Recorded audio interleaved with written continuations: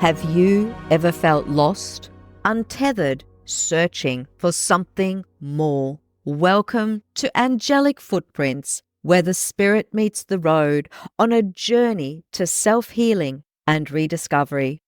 I'm Dagmar, your host, psychic medium and seasoned traveler.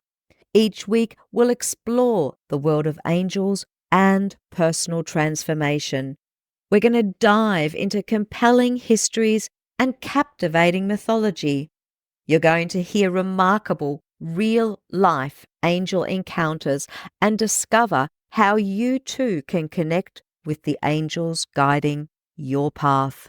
Whether it's through practical tips, meditation techniques, or stories that resonate deeply, Angelic Footprints is here to light your way. From mystical journeys to profound self-discovery, let's embark on this transformative journey together. Are you ready to find your angelic guide? Then subscribe to Angelic Footprints today and step into a world where angels walk beside you every step of the way. Angels, spirituality, healing. Let's ignite your transformation.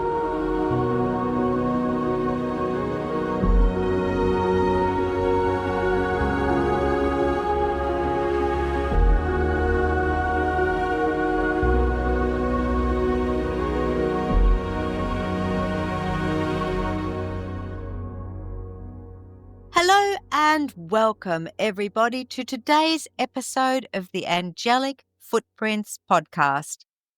You know, when I started the podcast, I had certain things in mind about what I was going to include as content. And it wasn't until I was speaking with one of my daughter's friends, she said to me, "Have you thought about doing an episode on what specific angels do?"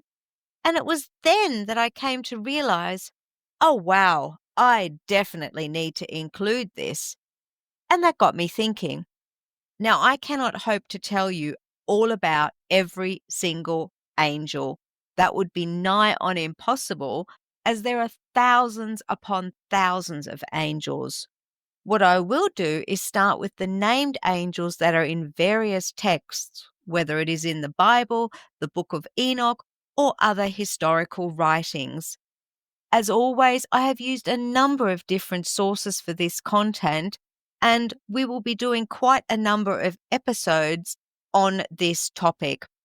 Now, where it's relevant, I will mention specific websites so that I can attribute the content for the show. One thing to bear in mind, angels are androgynous. So even though they might be cited as him or her, they're not actually male or female. As human beings, we often like to categorize them as such, and that may be based on how they are seen quite often to us. But remember, angels are beings that aren't human. Today we are going to take a closer look at Archangels Gabriel, Raguel, and Ariel. Let's begin with Archangel Gabriel. Did you know that Gabriel isn't actually called an archangel in the Bible? According to overviewbible.com, they tell me that apparently 12,000 people, could be more, search for Archangel Gabriel every month on Google. And do you know what? I did exactly the same.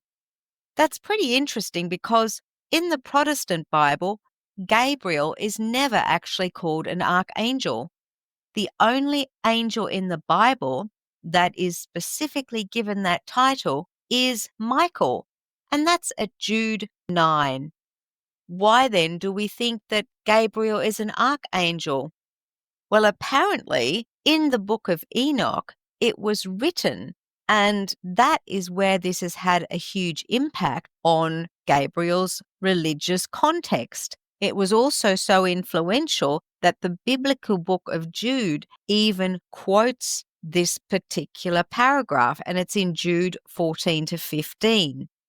Now, the fact is, the Bible talks about many angels. Sometimes people see thousands or even tens of thousands all at once. But out of all those angels, only two are named in the Protestant Bible: Gabriel and Michael. Apparently, in the Catholic and Orthodox Church, there is mention of another angel, Raphael, who appears in a book called Tobit. Again, though, Tobit isn't included in the Protestant Bible, which is why Raphael isn't listed there. Let's take a look at Gabriel's role in Islam, Judaism, and Christianity. Gabriel is recognized as an important figure in all of those religions, playing a key role in several major events.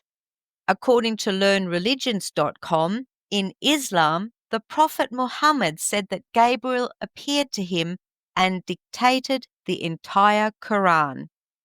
Many Muslims also believe that Gabriel gave the Prophet Abraham a sacred stone, known as the Black Stone of Kaaba. Today, Muslim pilgrims traveling to Mecca kiss this stone as part of their religious journey. Gabriel is also known as a messenger of important births. Muslims, Jews, and Christians all believe that Gabriel announced the upcoming births of three significant figures, those being Isaac, John the Baptist, and Jesus Christ. In Jewish tradition, Gabriel is thought to stand at God's left side near his throne in heaven. Some Jewish teachings describe Gabriel as carrying out God's judgment, such as when he was sent to destroy the sinful cities of Sodom and Gomorrah with fire. In Christianity, Gabriel is most often remembered for delivering the news to the Virgin Mary that she would give birth to Jesus Christ. This is recorded in Luke number 1 at 30 to 31. According to Catholic.org, Gabriel appears in both the Old and New Testaments of the Bible. In the Old Testament, he visits the prophet Daniel to help him understand his visions. Daniel describes Gabriel as someone who looked like a man. During their first encounter, Gabriel speaks to Daniel while he is asleep, and the experience leaves Daniel so overwhelmed that he becomes exhausted and sick for days. Later, Gabriel returns to provide Daniel with more insight, answering one of his prayers. In the New Testament, Gabriel is introduced as an angel of the Lord. He first appears to Zacharias, the father of John the Baptist, telling him that he and his wife Elizabeth will have a son and they should name him John. Gabriel, in a lot of ways, is recognized as a symbol of hope and divine revelation. He's more than just a messenger, offering spiritual guidance. In religious texts, his appearances often mark the beginning of significant new chapters, delivering messages that shape history and faith. His role goes beyond any single religion, emphasizing the universal nature of divine communication and intervention. According to ConnollyCove.com, in art and culture, Gabriel is frequently depicted holding a trumpet or lilies, symbols of his role as God's messenger. As one of the most recognized angels, he serves as a bridge between heaven and earth, guiding believers and reminding them of the divine presence in their lives. That takes me now onto Archangel Raguel. According to Wikipedia.org, Archangel Raguel is known as the angel of justice, fairness, and harmony. His name means God shall pasture, which is connected to the Hebrew word for shepherd. Raguel is primarily associated with Judaic traditions and is almost always described as the Archangel of justice, vengeance, and redemption. In the book of Enoch, he is listed as one of the 7 angels whose role is to watch over creation. Much like a cosmic sheriff, Raguel's duty has always been to maintain order, ensuring that fallen angels and demons do not exceed their limits. He is known for carrying out divine judgment, destroying wicked spirits, and casting fallen angels into hell, referred to as Gehenna in the Hebrew Old Testament and Tartarus in the Greek New Testament. According to the Christian website.com, as one of the 7 archangels, Raguel is known as the Angel of Harmony. His name means friend of God, and he plays an essential role in overseeing relationships, resolving conflicts, and promoting justice and fairness. Raguel is believed to nurture unity and affection in all types of relationships, whether they're friendships, family connections, marriages, or even professional partnerships. When tensions arise, he works to repair broken bonds, restoring peace through kindness, compassion, and understanding. Raguel encourages open and respectful communication, helping to heal divisions and strengthen relationships. Beyond this, Raguel also helps us develop a healthy relationship with ourselves and maintains harmony between angels and humans. His influence is reflected in the Bible, where in Ephesians 4:3, he encourages believers to make every effort to keep the unity of the Spirit through the bond of peace. As you can see, there are slightly different interpretations of who Raguel is and what he does. On the website learnreligions.com, he is recognized as a leader within the angelic order known as the Principalities. These angels are known for helping people create structure and order in their lives, often by inspiring them to develop spiritual habits that strengthen their connection to the divine. These practices may include prayer, meditation, reading sacred texts, attending worship services, spending time in nature, and serving others in need. As a principality angel, Raguel also provides guidance to those in leadership roles, from government officials to parents and workplace team leaders. He offers wisdom to help them organize their responsibilities effectively and lead with fairness and integrity. So if you're in a position of influence, whether it's at home, at work, or maybe even within your community, Raguel may be able to send you insights and fresh ideas to support that leadership journey. The principalities help people break free from limitations, offering wisdom and inspiration to trust in the divine and step into a greater sense of purpose. Doreen Virtue writes in her book, Archangels 101, Archangel Raguel brings harmony to all relationships, including those of friendship, romance, family, and business. Sometimes he'll instantly heal the relationship, and other times he'll send intuitive guidance to you. You'll recognize this guidance as repetitive gut feelings, thoughts, visions, or signs that lead you to take healthful action steps in your relationships. If you get help resolving conflicts in your relationships with other people, especially if you've prayed for that help, Raguel is one of the angels whom God may assign to provide that help to you. In flowingwithangels.com, Archangel Raguel radiates a sense of safety and calm, bringing a peaceful presence to those who seek his guidance. His aura is often described as soft blue, symbolizing tranquility and open communication. Snow and ice are also commonly associated with Raguel, representing his ability to cool down, those heated arguments and tense situations, restoring harmony and understanding. He's also connected to the throat chakra, helping to balance and strengthen our ability to communicate clearly, honestly, and with kindness. That brings me to the final angel that we are going to talk about today, the Archangel Ariel, sometimes also known as only the Angel Ariel, but more on that later. Archangel Ariel is known as the guardian of nature and abundance. And on the website learnreligions.com, we are told that the name Ariel comes from Hebrew and means altar or lion of God.